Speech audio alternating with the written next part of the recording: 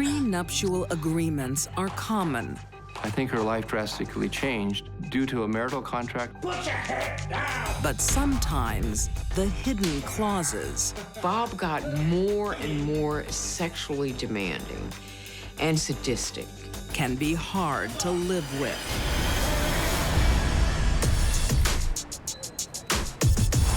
Los Angeles, a mecca for countless beauties hoping to make it on the big screen. In her 20s, Andrea Clare was one of the hopefuls. She had been a bit player in a lot of TV shows and movies. She had some beautiful photographs of herself, facial, bathing suits, different costumes. She was in plays. She listed movies.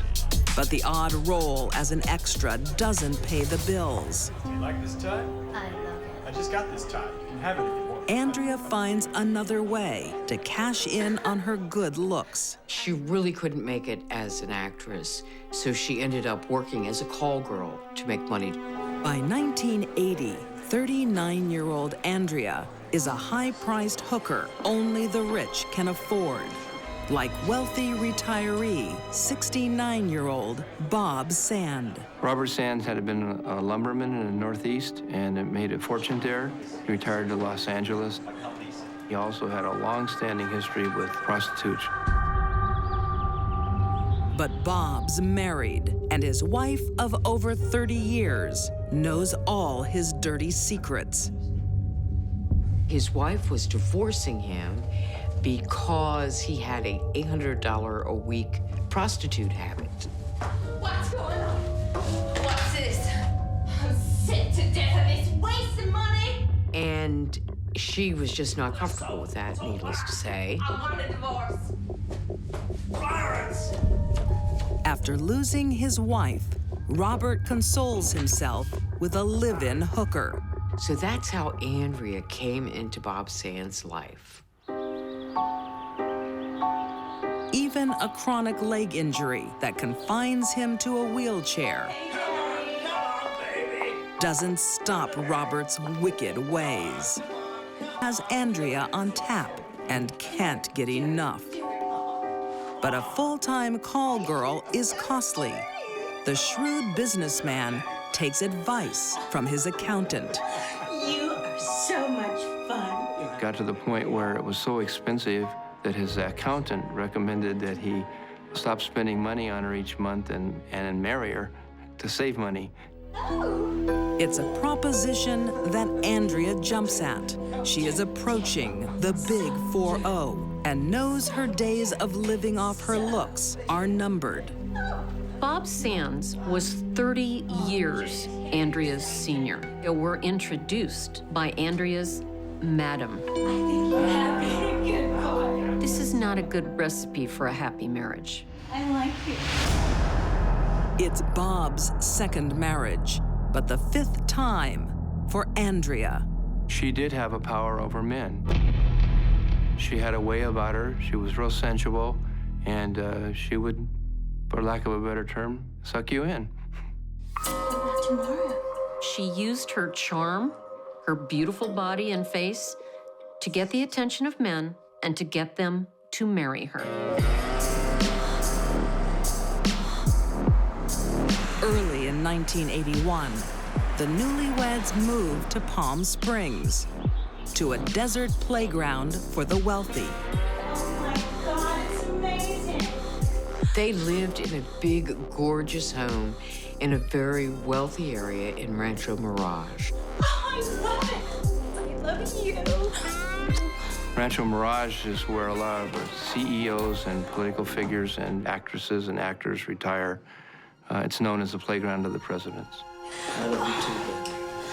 I'm so happy. Bob Sand was a very wealthy older man who was in a wheelchair. Perhaps Andrea thought this was her last chance at wealth.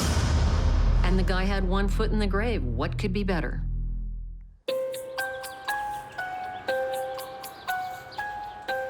But Andrea's new pampered life comes with strings attached.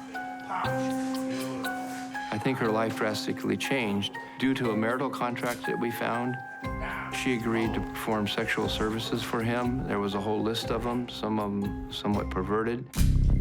And he would follow her around and photograph her, doing everything. Andrea has a wedding ring, but is still being treated like a prostitute who must be available 24/7. He put a stop to her social life. He wouldn't even take her out for dinner or let her play tennis outside. He wanted her all to himself. According to Andrea, Bob got more and more sexually demanding. And his sex that he wanted was more and more sadistic. She hated it, and she hated him. That might have been the straw that broke the camel's back. Put your head down! Bob Sand wasn't looking for a companion or a loving wife. Bob Sand was looking for a sex slave, and he got it. But the slave broke away.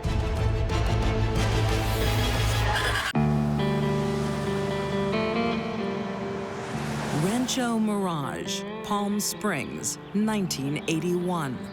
High-class prostitute, 39-year-old Andrea Sand, marries her rich client, 69-year-old Robert. Just help me out! Help me out! But moving up in the world isn't what she expects. She thought it would be a life of luxury, and instead it was a life of somewhat sexual slavery, and she just couldn't stand it anymore. Even though Mr. Sand was in a wheelchair, I think he was a very demanding person, and he exercised control over primarily financially. Andrea is not a woman to be trifled with. She stands up to Bob. Bob told friends and his lawyer that he was getting sick of Andrea's temper, that she could be abusive.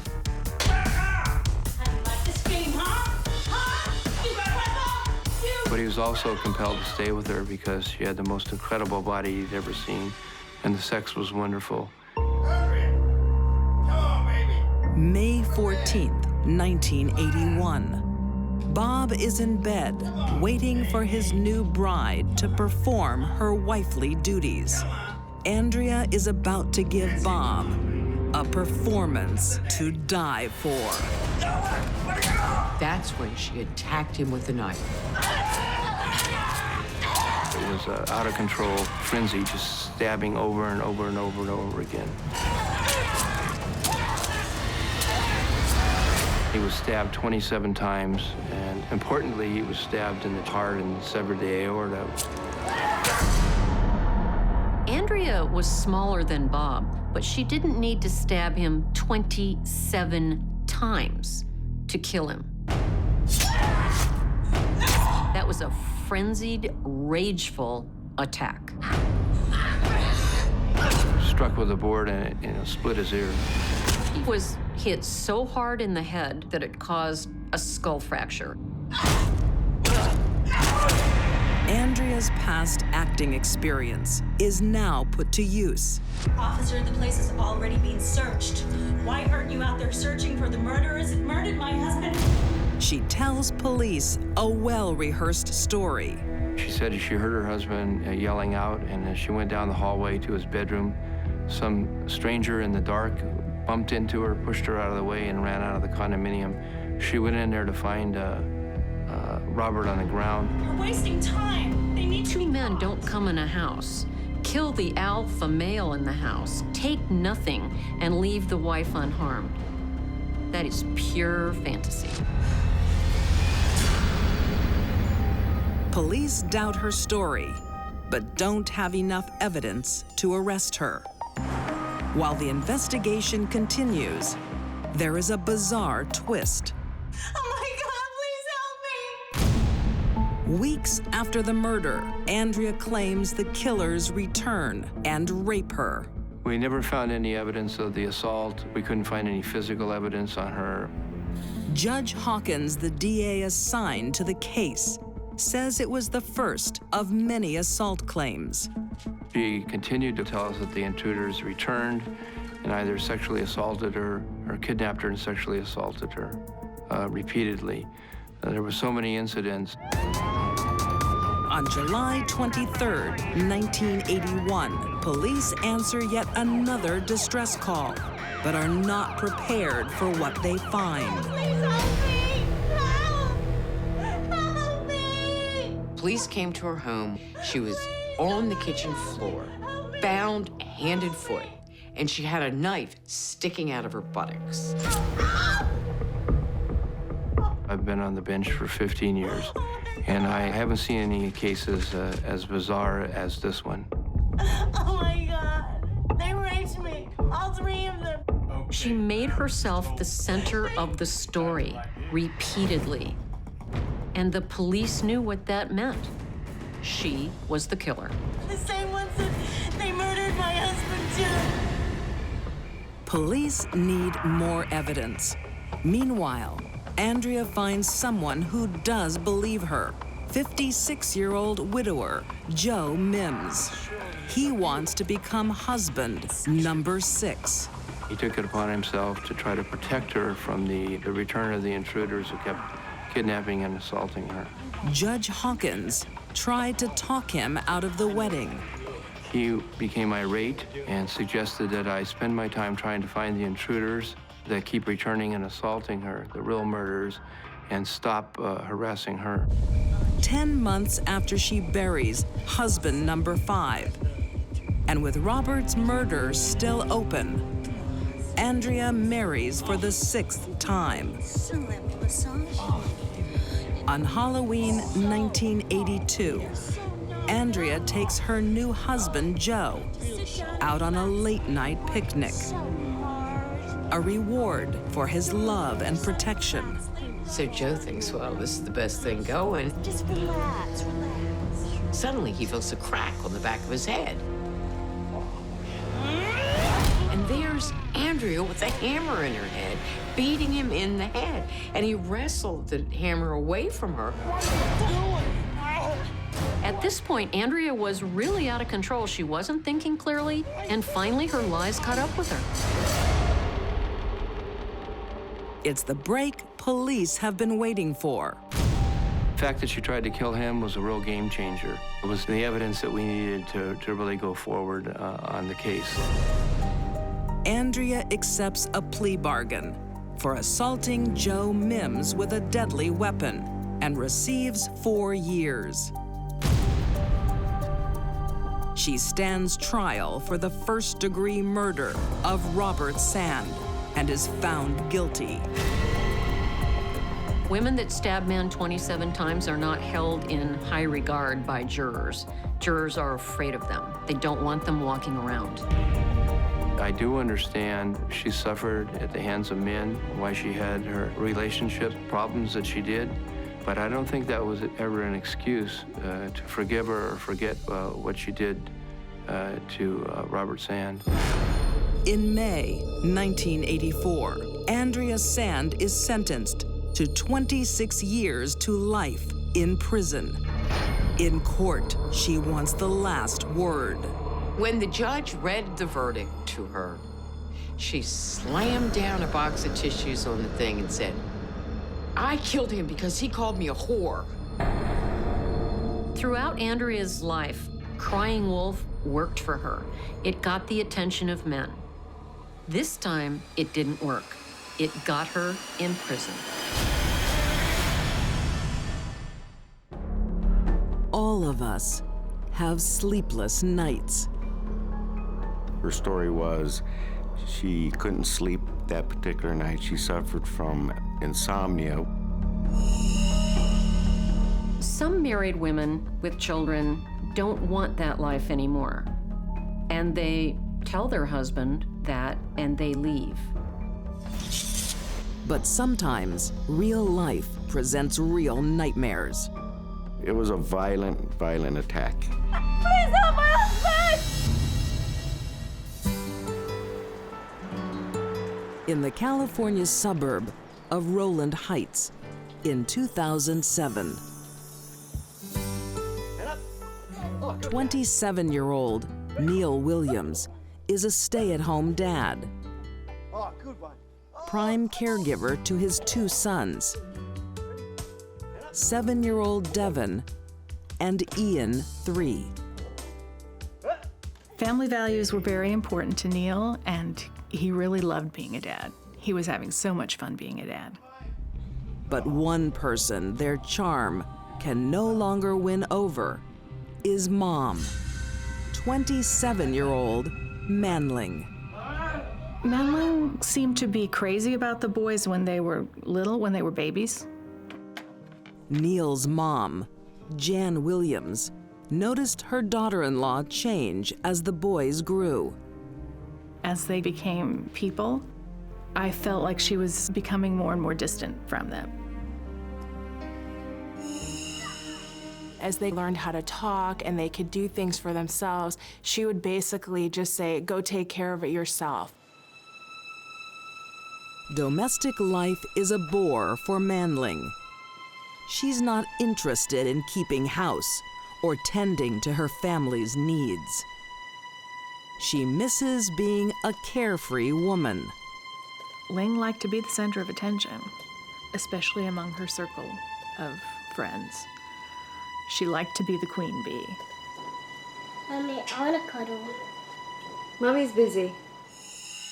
She spent more and more time away from Neil and just hanging out with friends. Look, I know I have the policy you're looking for.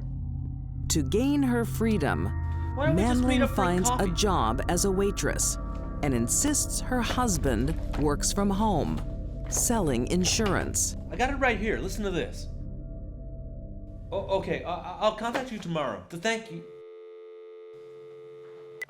The insurance was his business, but it wasn't going very well at all. Neil has more interest in collecting exotic swords than being a salesman.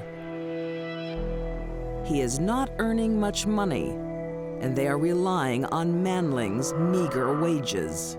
They were strapped for money. There was some financial issues going on. I'm doing my best. Oh, well, your best isn't good enough. I'm sick of doing everything for this family. Some married women with children don't want that life anymore. And they tell their husband that, and they leave. I want a divorce. Ling, don't say that. You and the boys are everything I've got. And he loved her very much. He loved his family.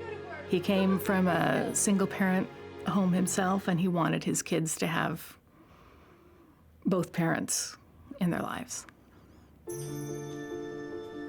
Manling agrees to stay, but her heart isn't in it.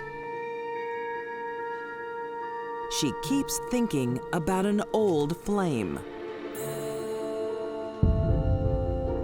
They were actually high school sweethearts for a very short amount of time. They both attended the same high school. And then Manling reached out over the internet, and that's how it started again.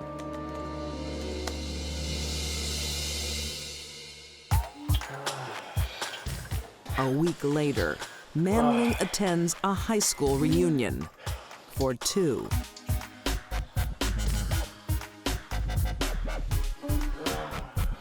She went up to Santa Barbara and spent the weekend with him.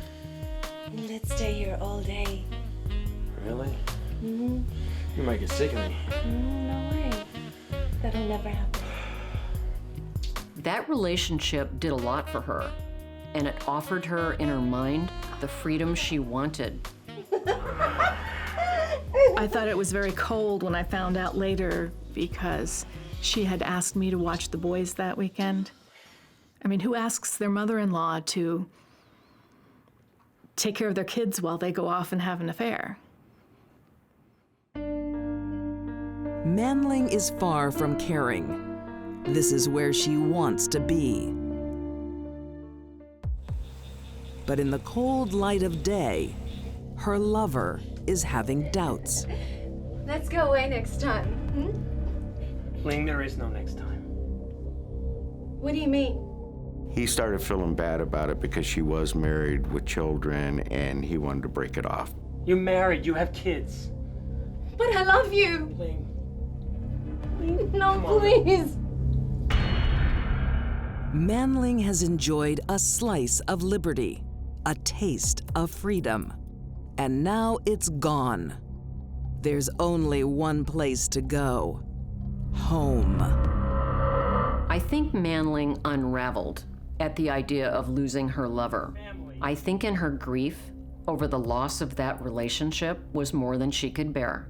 That was probably the catalyst for what was to come.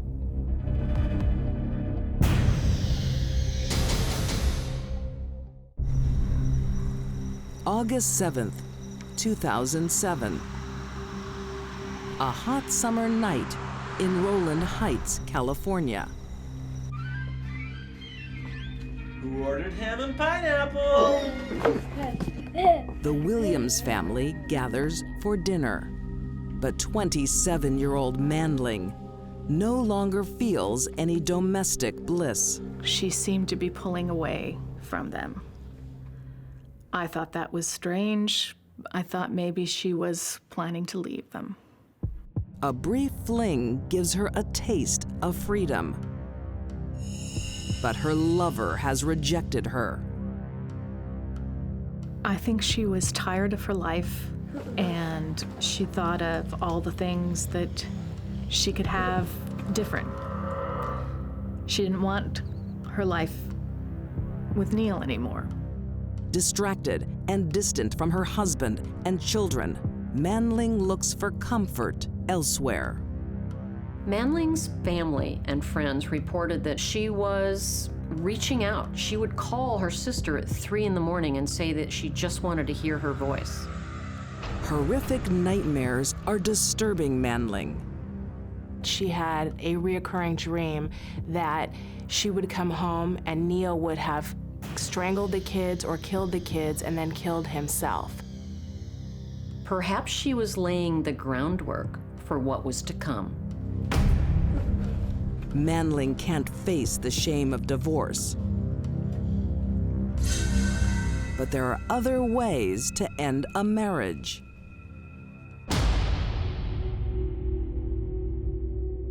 She waits for Neil and her 2 boys to go to bed.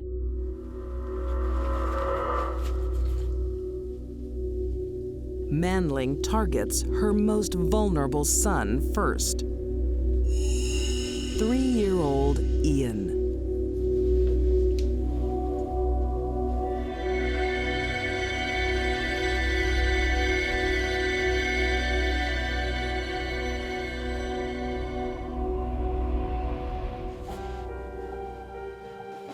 She put the pillow over little Ian's face first and killed him.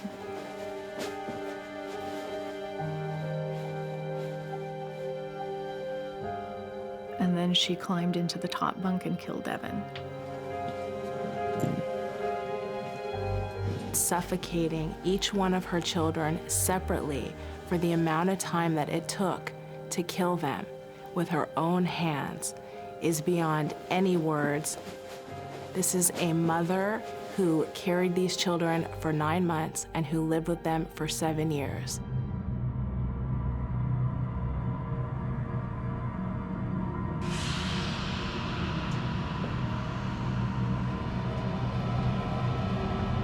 There were other swords in that room as Neil collected them, but she chose the largest sword and the most dangerous. I think Manling probably blamed her husband for her plight as she saw it. Being a mother saddled with 2 kids, a husband, it wasn't what she wanted. I think she snapped.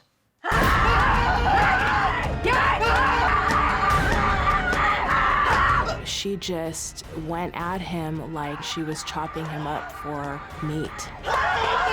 Neil tries to flee, but can't escape his wife's fury or the blade she wields.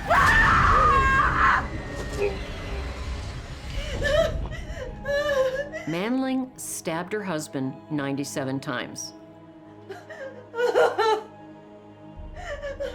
They found him face down in the hallway with his face toward the little boy's room.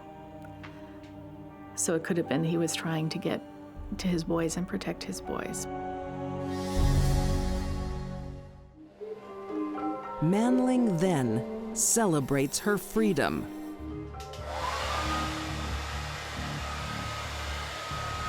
She heads out for drinks with coworkers. I think she was probably able to massacre her family one minute and look perfectly normal the next because she was able to detach her feelings, if she ever had them.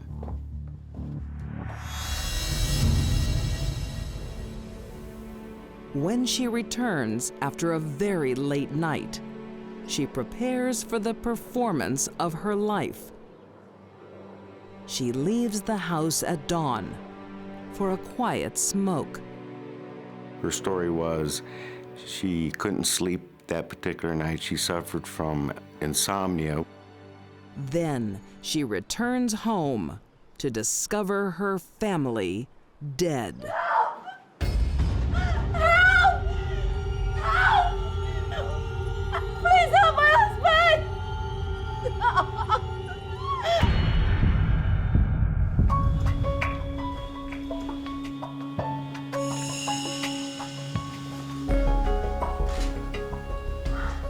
Homicide investigator Sergeant Don Walls was one of the first police at the scene. She's looking distraught, she's acting distraught, and the first thing she asked me and my partner, How are my boys? How's my husband? well, we had to inform her that they had all passed on. And then she starts acting distraught to the point she drags over a trash can.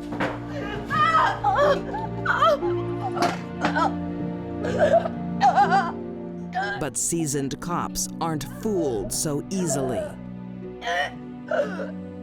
I'm watching her, and although she's making the noises, there's nothing expelling from her.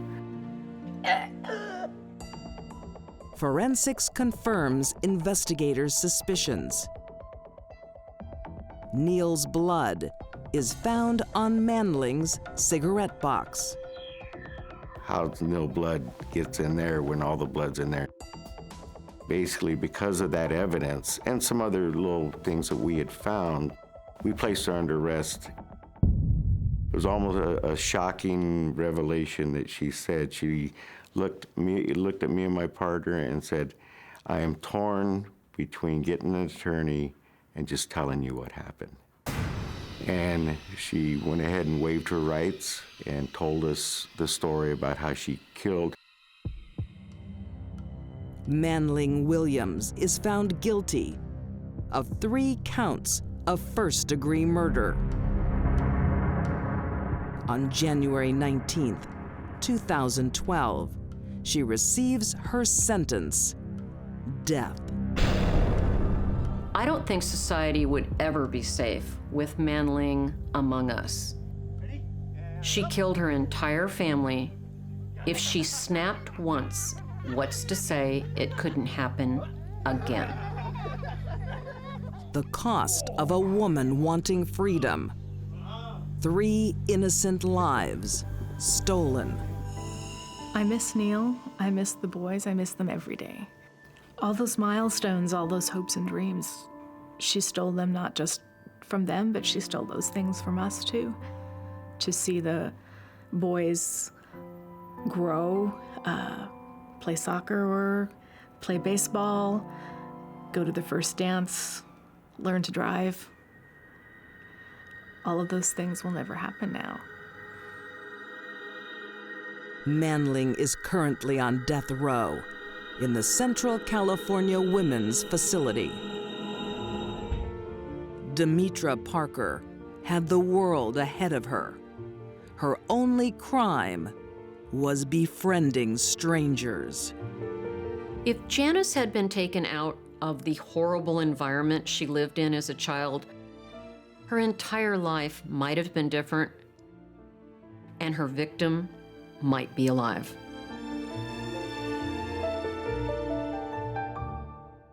Sometimes, when a woman gets what she wants, I want that. once is not enough.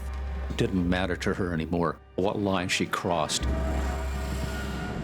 She wanted to fulfill her own needs. Can we go home now, Mom? She'll do anything to get it again. It really turned him on.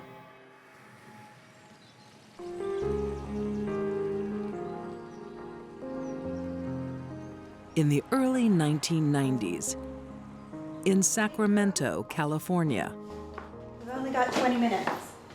37-year-old Michelle Mashad Do I have to go to church tonight? is a friendly woman raising a family. Come on.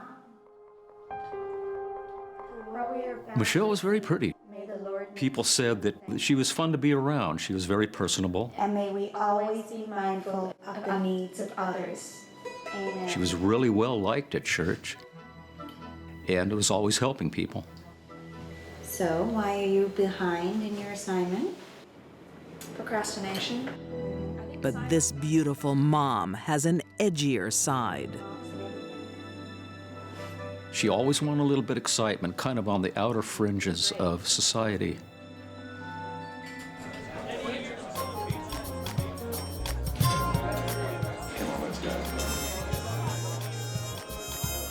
Just for me. Michelle gets her kicks I cost a little more than champagne. as a prostitute. Oh, I'll be with you, baby. But you have to pay. I think Michelle believed the best she could do in life was to be a paid play toy for men. So, what do you say?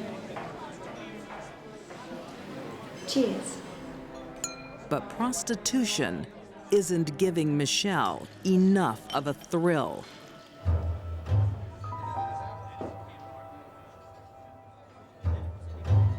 It was just too calm, too stable for her. She was always looking for something else. Michelle wants more. I want that. What she saw was a bad, bad guy. She liked him instantly. She was attracted to what she saw. It's one of those things you've got to watch out what you ask for because it was the last thing she needed.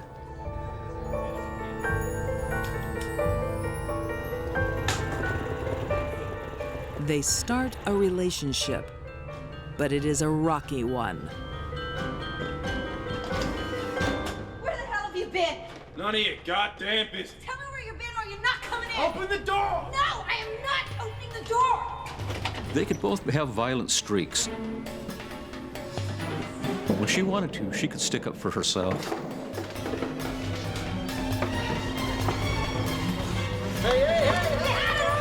There's one thing that keeps them together. Drugs, look! Drugs. Now, can you open the door? James introduces her to methamphetamine.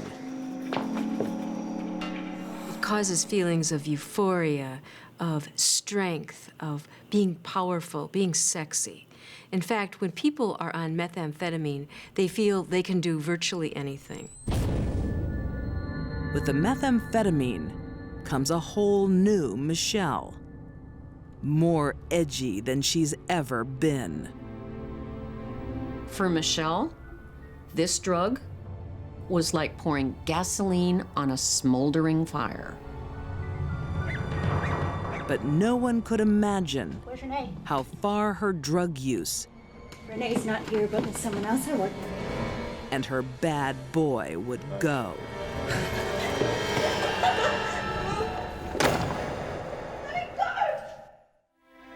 39-year-old Michelle Mashad likes living on the edge I cost a little more than champagne.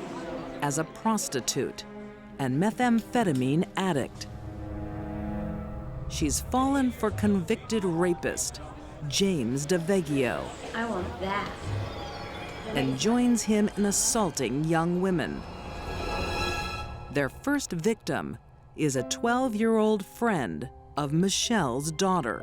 There was always something within Michelle that led her to this dark side, that she would not pull back from it. She was a sexual predator.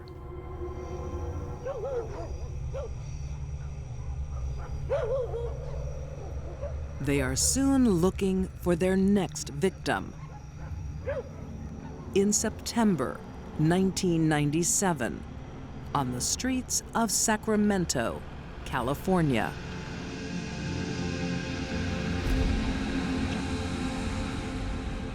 Michelle described it as hunt for their prey. They were all female, all young.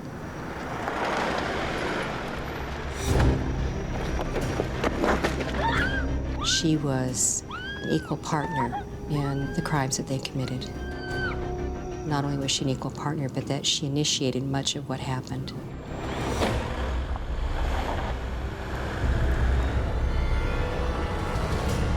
We can't just let her go, Mickey.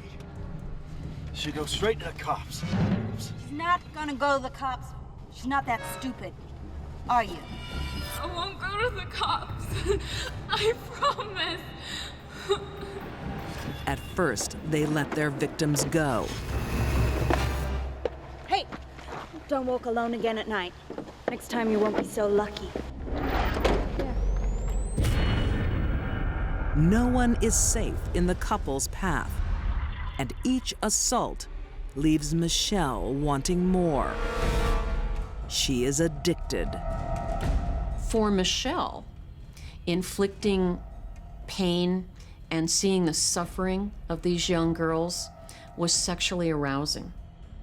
And that is a strong motivator. Soon Michelle proves she'll do anything to get a high.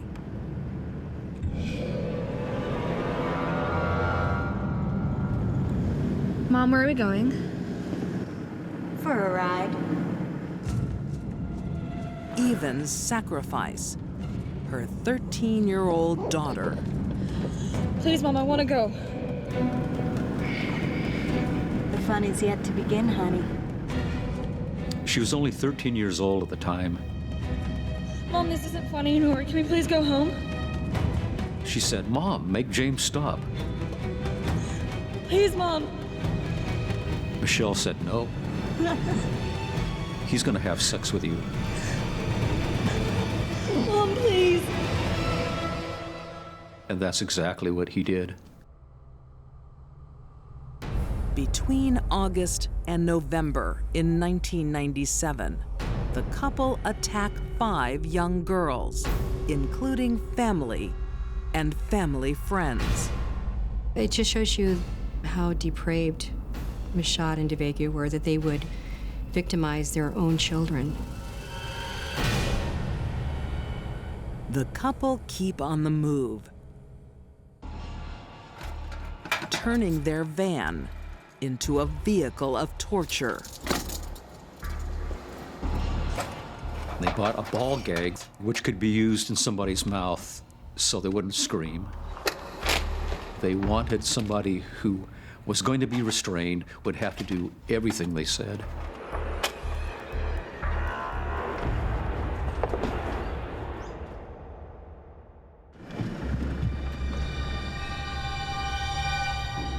Fueled on methamphetamine. Keep going, keep going. On December 2nd, 1997. What about her? No, keep going. James and Michelle go prowling. Her, she's the one. Turn around, turn around, turn around, turn around, turn around. For them, it was a hunt and kill game. And the hunt really turned them on.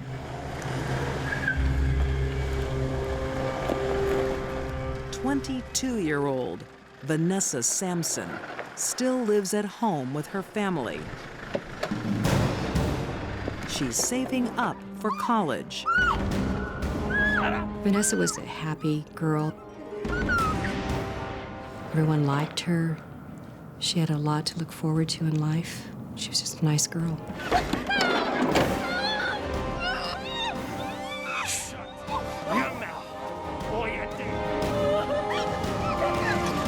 They kidnapped Vanessa for the same reason they did it to their other victims. That's what they did for fun.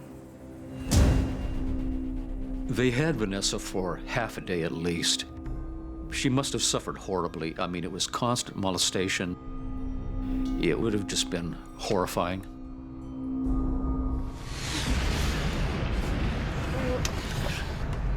Perverse pleasure from sexual assault is no longer enough for the sadists.